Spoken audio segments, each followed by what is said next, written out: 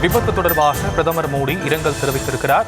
விபத்தில் உயிரிழந்தோர் குடும்பத்திற்கு ஆறுதல் தெரிவித்ததோடு தலா 2 லட்சம் ரூபாய் வழங்கப்படும் எனவும் தெரிவித்திருக்கக்கூடிய நிலையில் விபத்தில் காயமடைந்தோருக்கு தலா 50,000 வழங்கப்படும் என பிரதமர் மோடி அறிவித்திருக்கிறார்.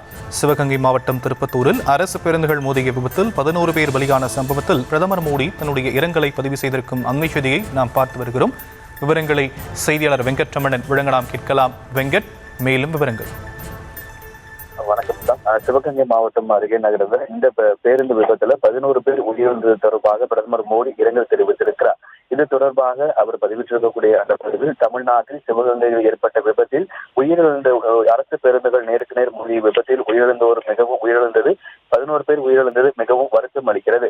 தங்கள் அன்புக்குரியவர்களை இழந்தவர்களுக்கு தனது ஆனந்த அனுதாபங்களை தெரிவித்துக் கொள்கிறேன். அதே போல இந்த விபத்தில் காயமடைந்தவர்கள் விரைவில் குணமடைய வேண்டும் எனவும் பிரார்த்திப்பதாக பிரதமர் மோடி தெரிவித்திருக்கிறார். அதே போல இறந்த ஒவ்வொரு நபர்களின் குடும்பத்தாருக்கும் பிரதமருடைய நிதியிலிருந்து 2 லட்சம் ரூபாயும் காயமடைந்தவர்களுக்கு 50,000 ரூபாயும் நிவாரணம் வழங்கப்படும் என அறிவிக்கப்பட்டிருக்கிறது.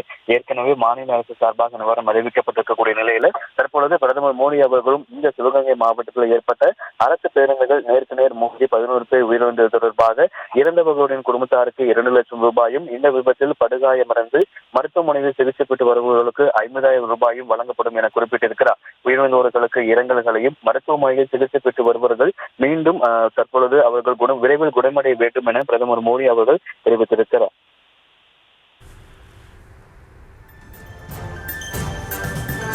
தற்போதைய விவரங்களுக்கு நன்றி வெங்கட்ரமணன்.